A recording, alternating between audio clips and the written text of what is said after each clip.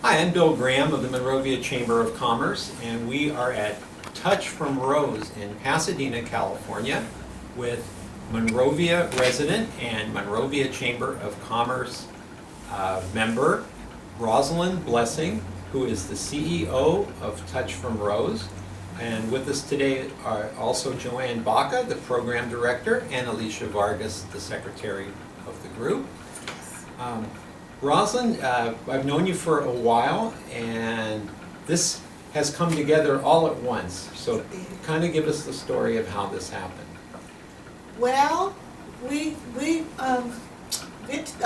Touch from Rose, which is Vintage Roses Battered Women's Shelter. We're a 501c3 nonprofit organization, but we're doing business as Touch from Rose simply because of the nature of the women and the anonymity, because it's very serious with these women that are battered and abused, that they we keep it confidential. So but we've been at this for 13 years, and for 13 years a lot of doors have slammed on us, slammed closed on us, and just didn't believe in us. But I went through the YWCA wings. It was a battered women's shelter back in 1998.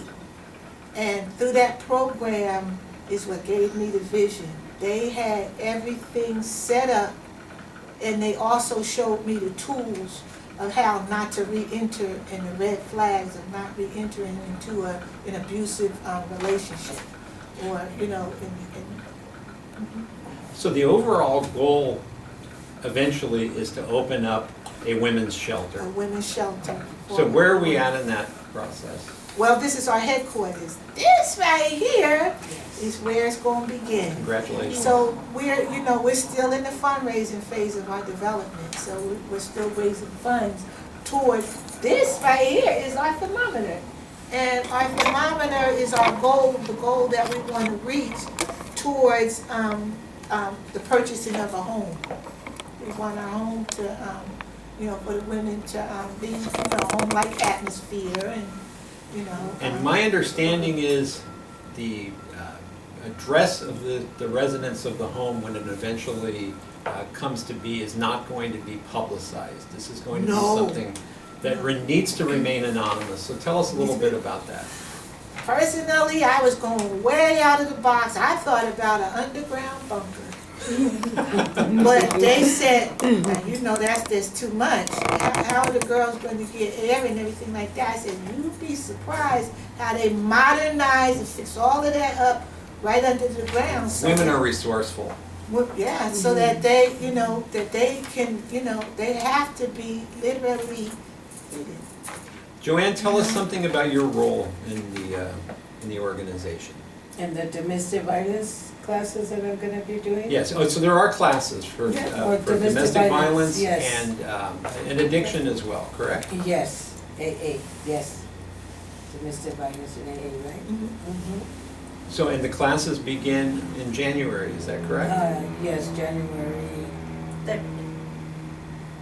For the what? January 3rd. The 3rd? No, it's first week of January. Yes, First after week New of Year's. Right after the New Year. We will make sure the community is aware of it. So, how about you, Alisia? So what do you do? This is a brand new building, a brand new business in this building. Yeah. When did you move in? What, like the beginning, December? Yeah. Yeah, the The 3rd? end of November, the beginning. Yeah. Because Oh yeah, Thanksgiving, yes. And Alisia and Joanne were here from the start.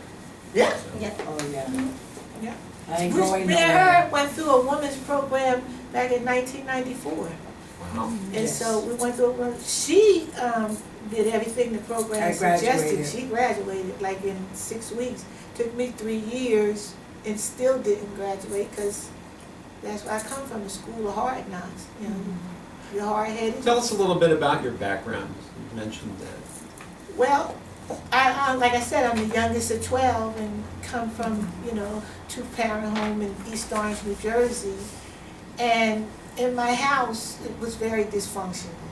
My mother was raised by, she was a foster child and raised by the state of New Jersey. She went to prison as a very, very young girl, like 12 years old, 13 years old, they charged her with another young girl. She had a heart attack. She had a full-blown heart attack, and they charged my mother with it. So my mother went to prison, and she didn't get out of prison till maybe she was about 17. So they kept her in women's, Trenton State women's prison. And so she was a disciplinarian. My mother was ruled with an iron fist with us, you know. And I took my first drink of alcohol at 10 years old because my mother was like the old lady that lived in the shoe, had so many kids, she didn't know what to do. And when it came to me, she was tired, the last of the 12. So she told me, oh, you think you grown, huh? You got this thing, huh? Get out of my house. So my mother put me to the street. I don't know who my mother did, who throws their baby away with the wash water, but she said, you're a survivor. You're my survivor, and I know you're going to be all right. You going out there. You're going out there and live your life because there ain't nothing in here for you. You think you know what you're doing. And I was afraid of the boogeyman. I was still afraid of the boogeyman. You know, so life, you know, I went within the, you know, the neighborhood and, you know, staying where I could stay and, you know, little things that happen to a little 12-year-old should never happen to any child that I have experienced. But, you know, it just taught me, you know, it patterned my life in such a negative way, being thrown out. You know, I left with low self-esteem, insecure, you know what I mean? And you took your experiences, and 2 books have come out of it, along with everything else. Exactly, so, yeah. Wow, it's amazing. He just led me on. I had 3 children, and beautiful children, and, you know, family members. The disease of alcoholism is a family disease. You know, there's probably somebody in there is going to be good old uncle that's still drinking and stuff, so. And it affects the other families because then they take it on the road. So anyway, I had an older sister that was out here in California, and I said, you need to send for me and the kids. We're finished. If you don't send for us, we're done. So she sent for us in 1994, and that's how we came out here. That's what my book is. See, Our Road to Redemption, 1994, because that's when we came out here, and that's when, you know, I started, you know, kind of changed my life. You know, my sister said, you know, you're gonna have to stop drinking, or you're gonna wind up dead out here in California. So she took me to my first AA meeting. And in that meeting was my sponsor, and, you know, she was from New York. And today next month, on the 11th, I'll have 11 years of sobriety. Congratulations. So, you know, things start falling into place once you try to find sobriety. Because sobriety is a way of life for the alcoholic sufferer, you know, and miracles happen because that's what my sign says. If you can dream it, you can achieve it. And you are doing it. And that's what my, you know. Alicia, do you have anything to add? I'm just excited to be a part of this because myself, I am a domestic violence survivor. And so, like, to know that there's, like, somebody out there that's trying to, like, make it, like, to where, like, we could talk about it and be able to help people is very, like, it's an honor to be a part of it, and it is amazing to see it. Because sometimes I feel like it's always been such, like, a taboo subject, and nobody ever wants to talk about it or keep it quiet. And so, like, forever it took me to, like, it took me forever to tell my story. So, like, now that, like, we'll be able to help, like, other women and, like, make sure to know that they're not alone. Like, I'm very, like, happy to be a part of all that. Okay.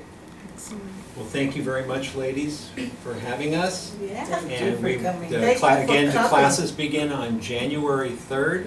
We will Yes. promote it in the community on your behalf. That's good. There is a wonderful saying on the Touch from Rose website. strength does not come from what you can do. It comes from the things you thought you couldn't overcome. And that's a beautiful saying, very hopeful, and that's on that note we will wrap this up. From the Monrovia Chamber of Commerce, I'm Bill Graham. Thank you.